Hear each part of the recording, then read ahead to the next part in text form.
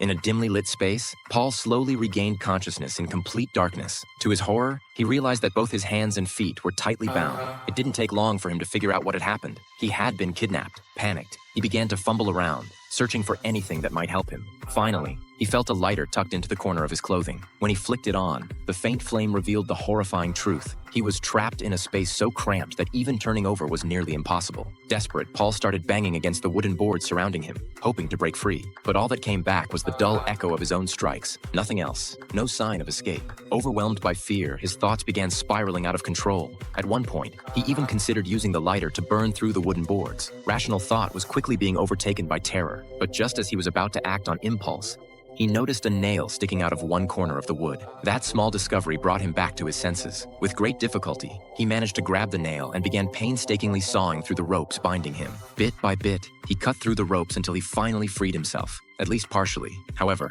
what came next made his situation even more unbearable. He realized he wasn't just trapped in a small space. He was buried alive in a coffin. The weight of that realization crushed him. He pounded on the coffin's wooden lid with all his strength, but it was no use. There was no sign of escape, no glimmer of hope. Eventually, overwhelmed by despair, he turned off the lighter. The tiny space was once again swallowed by darkness. Time passed. It could have been minutes or hours. He couldn't tell. Suddenly, he felt a vibration near his feet. It was a phone. Overcome with a surge of hope, Paul frantically searched for it, grasped it, and quickly dialed emergency services. Before the operator could even speak, he hurriedly explained his situation. He was a truck driver for CRT, a company contracted to transport supplies for the military abroad. But during a routine delivery, his convoy had been ambushed by a terrorist group. Many of his colleagues were shot and killed on the spot, and he himself had been knocked unconscious and buried in a coffin. Paul begged for rescue, clinging to the hope that someone might save him. Suddenly, the coffin shook violently, and sand began pouring in from a hole above him. Terrified, he scrambled to block the opening with his clothes, trying to slow the flow of sand. When the sand finally stopped pouring in,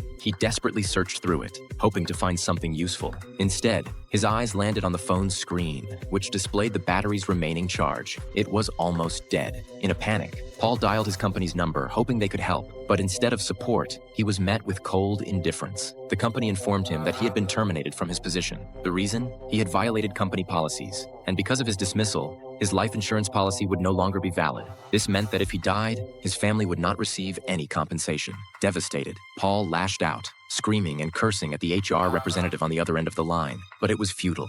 His strength drained, his hope shattered. Paul lay motionless as the sand slowly engulfed him. In the suffocating silence, he waited for death to come.